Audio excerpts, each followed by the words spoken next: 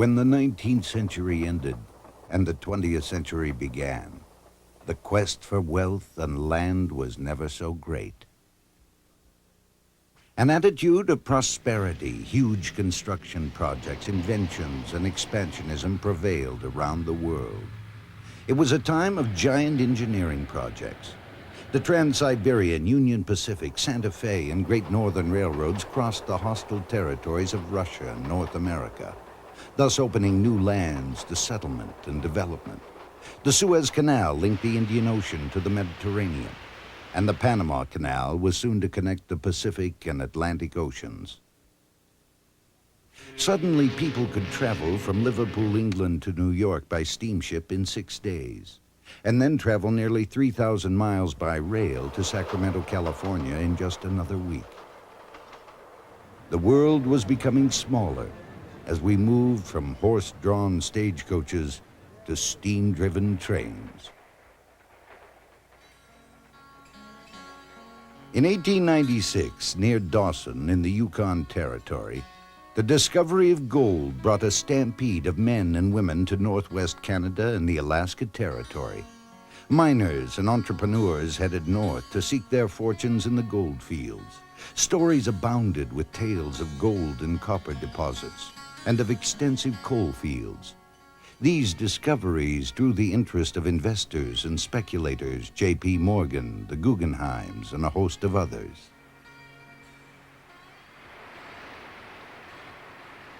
A major factor in this rush for wealth was transportation.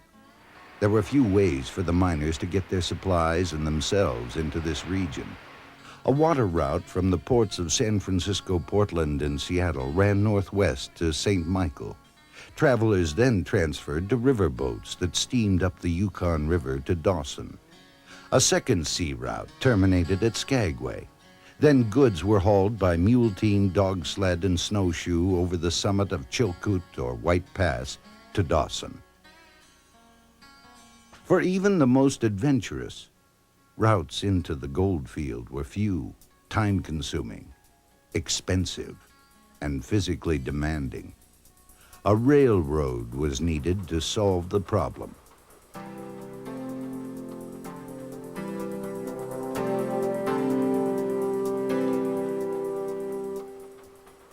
On May 27, 1898, construction began on the first railroad on Alaska soil.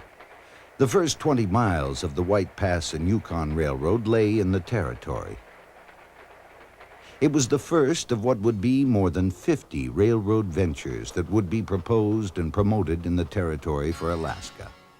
Most railroads existed only on paper, but some companies did in fact survey preliminary routes and investigated natural resources along proposed routes. During 1899, Congress passed a Homesteading Act to open up Alaska. That bill granted railroad companies land for roadbeds, terminals, timber, and gravel fill along the right-of-way. In 1903, survey work began in Seward for the Alaska Central Railway.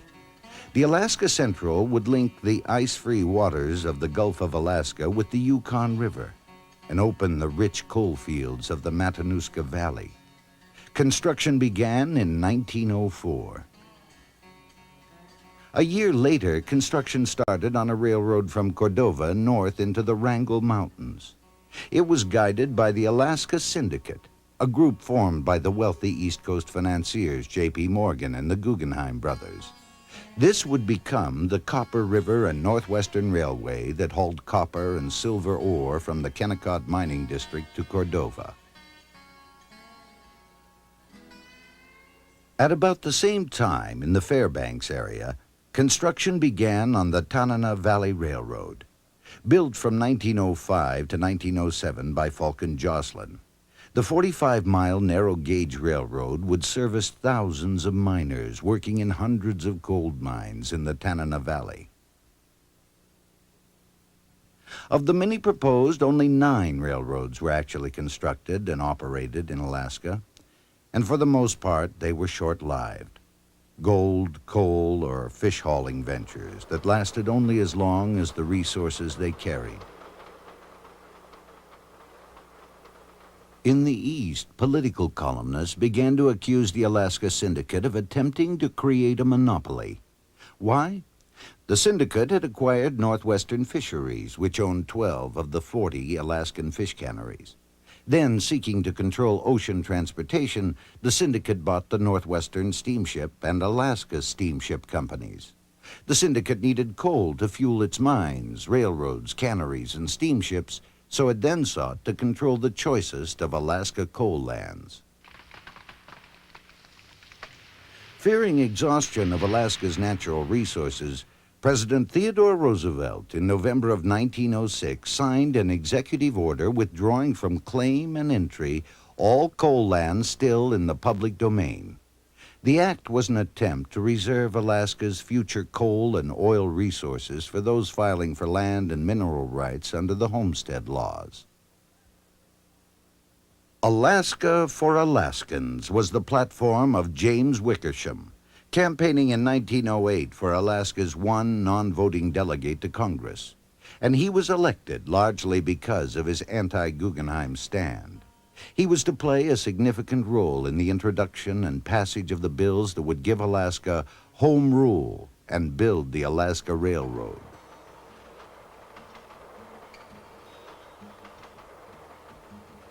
President Taft, hearing a plea for help from Alaskans, sent Secretary of the Interior Walter Fisher to investigate the problem.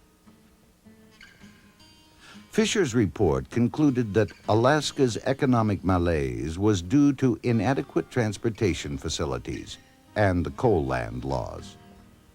In February 1912, President Taft asked Congress for a $35 million authorization to carry out the Secretary's recommendations. Instead, Congress passed a bill creating a legislative assembly for the territory of Alaska that provided Alaska with home rule. The bill also authorized President Taft to appoint the Alaska Railroad Commission to study the question of transportation in the territory. In 1913, a report entitled Railway Routes in Alaska recommended construction of 2 rail routes from the Pacific coast to the interior.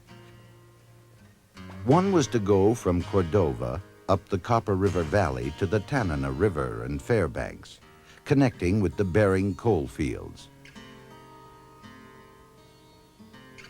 The other route was to run from Seward to the Matanuska coal fields up the Susitna Valley to the Kuskokwim River.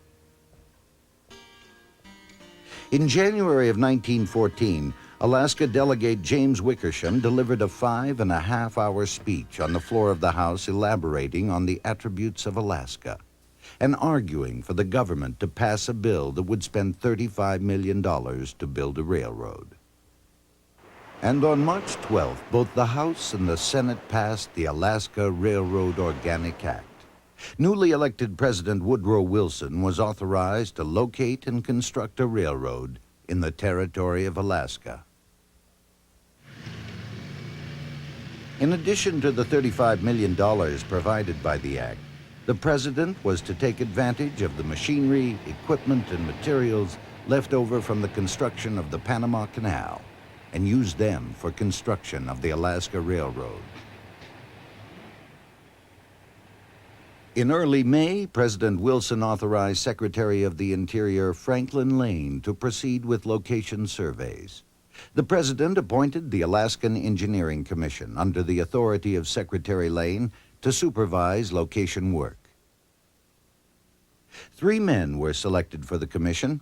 W.E. Eads, the first chairman of the Alaskan Engineering Commission, was at the time chief engineer of the Northern Railroad and had 30 years' experience in planning and building railroads in the West. Lieutenant Frederick Mears of the U.S. Army had worked on the Great Northern Railroad and had done construction work on the Panama Railroad. Thomas Riggs, Jr. had served as chief surveyor on the Alaska Boundary Commission, lived in Alaska for 16 years, and had a vast knowledge of the territory. By mid-June of 1914, most of the survey parties were in the field, and main bases for supplies and equipment had been established, one at Ship Creek on the Knik Arm of Cook Inlet, and the other in Fairbanks. In February of 1915, the commission submitted its report to President Wilson with no recommendation as to which route should be taken. The report did seem to favor the western Seward-Fairbanks route. The commissioners felt that the western route offered the most effective use of Alaska's coal and agricultural resources. On April 10th, President Wilson announced that the government would build along the western route. He also authorized the purchase of the Alaska Northern Railroad for $1.2 million. Rumors of impending construction brought a stampede of people to Ship Creek. When Lieutenant Mears landed at the base camp in April 1915, he found nearly 2,000 people living in ragged tents and temporary wooden buildings, hoping for employment on the government railroad. The tent city on the banks of Ship Creek lasted only a few weeks. The land along the creek was needed for railroad yards and buildings, and fears of contaminated water in the temporary settlement prompted Mears to establish a permanent town site on the plateau south of Ship Creek. The summer of 1915 saw employment reach about 1,400 workers. A little more than half the workers were independent contractors or station men. They were called station men because the right-of-way was measured in numbered units of 100 feet, and contracts were awarded from station to station. Many station men formed partnerships and hired workers of their own. Throughout the construction of the Alaska Railroad, the workmen endured rugged living conditions, tents without floors, sleeping on pole bunks in honeycomb-like cells, covered with wild hay for mattresses. New arrivals generally had to find a vacant spot or build their own quarters. There was not much money to be made working on the railroad. Early wages paid to unskilled labor was 37.5 cents per hour, considerably lower than the going rate in the territory. A report on wages in the Weekly Alaskan states that at 37.5 cents per hour for outdoor manual labor, at $3 per 8-hour day, a worker would make $468 for 6 months of seasonal work. And then there were the expenses. Boat fare from Seattle to Anchorage and return at $110. 6 months room and board at commission prices, $225. Laundry, clothes, shoes, shaves, haircuts, and baths totaling $68. Thus, after 6 months' work, a common laborer would have net about $64 to last the 6 months when the weather didn't allow construction. It is little wonder that the commission posted a notice in the Seattle steamship offices discouraging outsiders. Those going to Ship Creek, Alaska, with the idea of finding ready employment on the new work will be largely disappointed. But there were workers and work to be done. Mears started clearing right-of-way in May 1916. By September, Anchorage and Seward were linked with telephone and telegraph connections. And by the end of that year, grading had been completed for 35 miles, and right-of-way cleared for 40 miles, and track had been laid for 13 miles. But it was the time of World War I, and in 1916, even though the United States had not yet entered the war, the Commission began to feel its effects. The railroad faced increased ocean freight rates and rising costs for material and labor. But work did progress. On the Northern Division, a pioneer party reached the town site of Nenana and began building a dock, warehouse, and wagon roads. By the end of 1916, almost 800 people were living there. In June of 1917, Secretary of the Interior Frank Lane announced the purchase of the Tanana Valley Railroad, the narrow-gauge line from Fairbanks to Chattanooga. This gave the government a right-of-way into Fairbanks. It added valued shops, stations, yards, and terminal facilities to the Northern Division. By October, the first train reached the coal mines at Chickaloon, 75 miles north of Anchorage. 6 days later, the first shipment of coal returned to Anchorage. Employment peaked at 5,675 for 1917.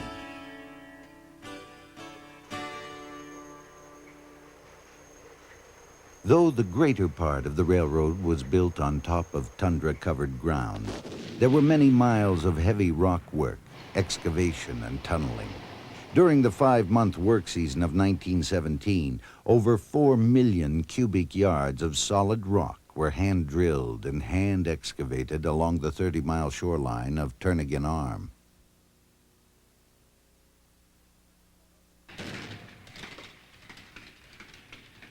With the entrance of the United States into World War I, the Commission lost 2 key men. Lieutenant Mears left to accept a promotion to colonel in command of the 31st Engineer Regiment in France. Thomas Riggs resigned to take an appointment as governor of the Alaska Territory.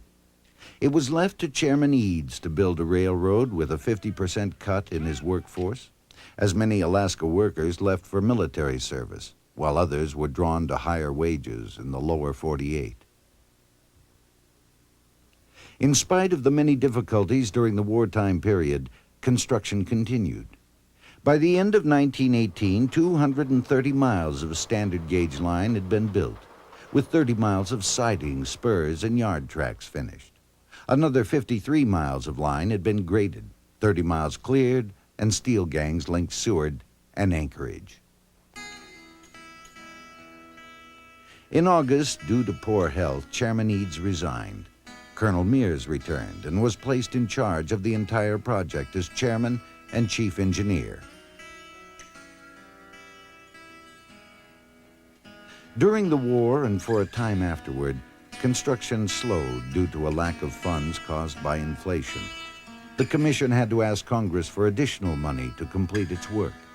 In October of 1919, Congress authorized $17 million.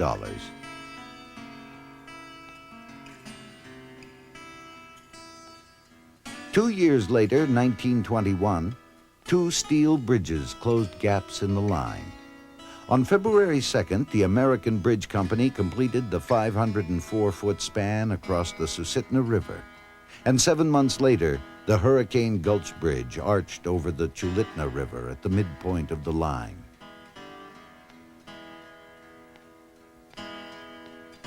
Most of the spring of 1922 was spent building the approaches for the Tanana Bridge site.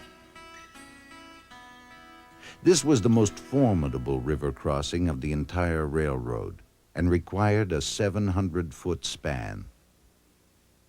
With its completion in February 1923, the Alaska Railroad was almost finished. It was left only to widen the narrow gauge rails from Nenana north to Fairbanks.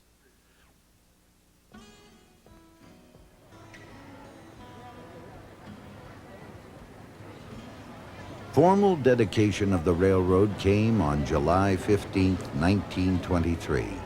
President Warren G. Harding, the 3rd president to be involved in the construction, arrived in Nenana by special train to drive the symbolic Golden Spike, signifying the completion of the federal government's Alaska Railroad. From Nenana, the president traveled to Fairbanks, where he addressed most of the town's 1,500 citizens. I do not suppose any individual or set of individuals would have undertaken the construction of such a railway, that it had to be left to the government itself. I am glad a generous government understood and carried to completion the construction of the Alaska Railroad.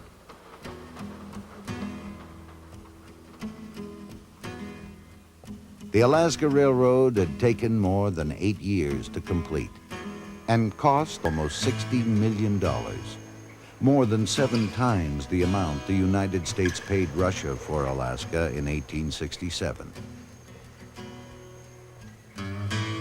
The first order of business at the completion of the railroad was to bring the entire line up to reasonable operating standards.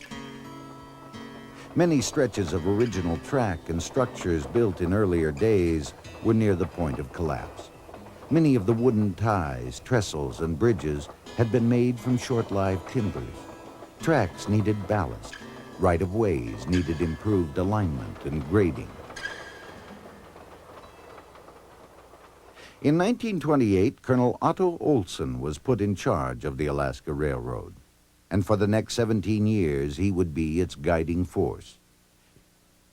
He was a familiar sight out on the line in his Dodge Railmobile. By 1930, the combined population of Seward, Anchorage, and Fairbanks was only 5,400. The population along the route was not large enough to support the operation of the railroad. The annual operating statement of the railroad showed deficit after deficit. Olsen cut costs and reorganized the railroad. And in 1938, for the first time since 1923, revenues exceeded expenses.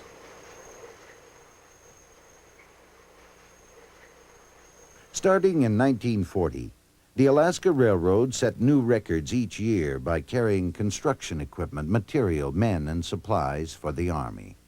But the increased rail traffic brought rapid deterioration. By October of 1942, Olsen was complaining that due to the loss of personnel to the armed forces, it was impossible to perform necessary ballast work or replacement of ties.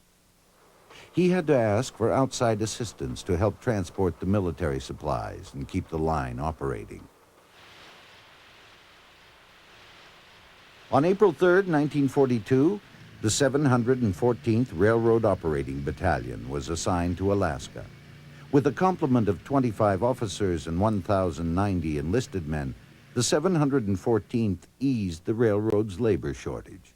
It became commonplace for an engine crew to consist of one civilian employee and one enlisted man. And for the next 25 months, they worked side by side, keeping the supplies moving.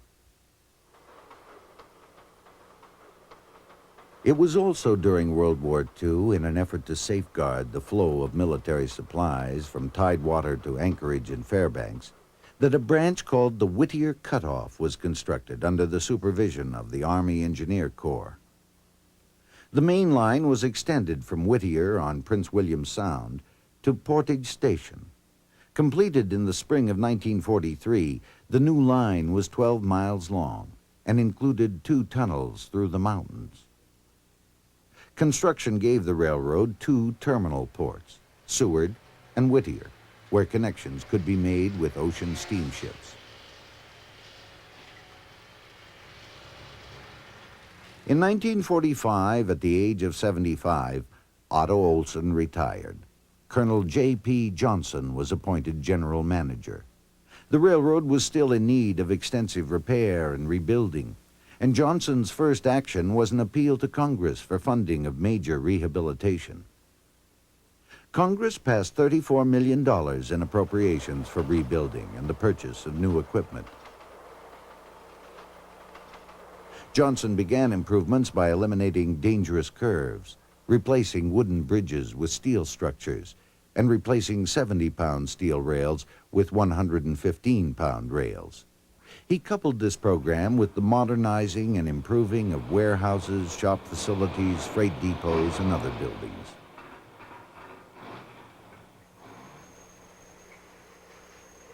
In 1947, the railroad streamlined passenger travel for tourists. The railroad's new passenger train, the Aurora, made its inaugural run on October 18th between Anchorage and Fairbanks. By the early 1950s, the adventure of the steam engine had given way to the economic realities of the diesel. Change also included competition. A burgeoning highway trucking industry brought losses in revenues to the railroad. But other industry reacted with a containerization program pioneered by the Alaska Steamship Company, and a move into piggyback shipping helped the railroad to again compete and regain lost revenues.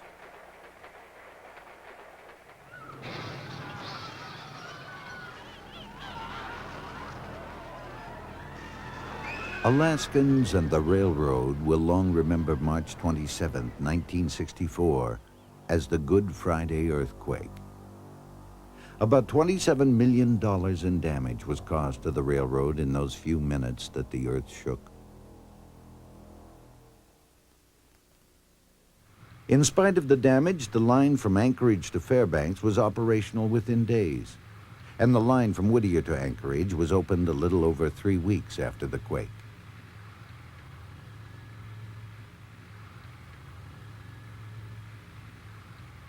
Between 1974 and 1977, during the construction of the Trans-Alaska Pipeline, the railroad prospered, hauling tons of pipe and other oil field supplies and equipment.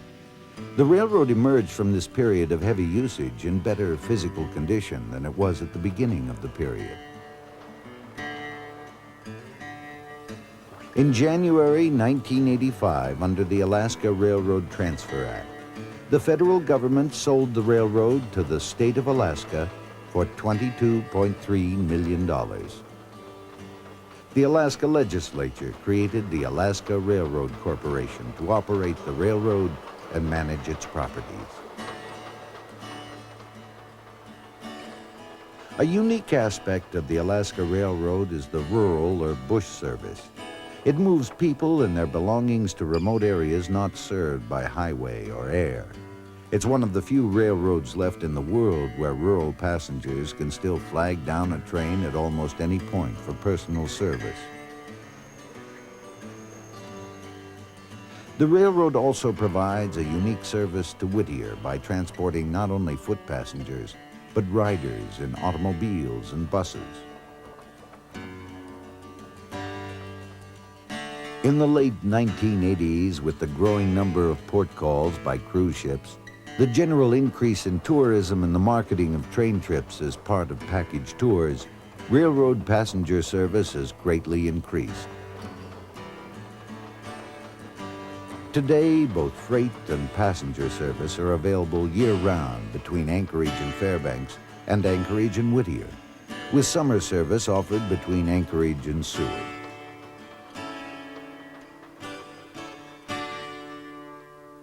Hard work and the dedication of thousands of men and women of the Alaska Railroad opened up the last frontier and helped to develop Alaska into the country that it is today.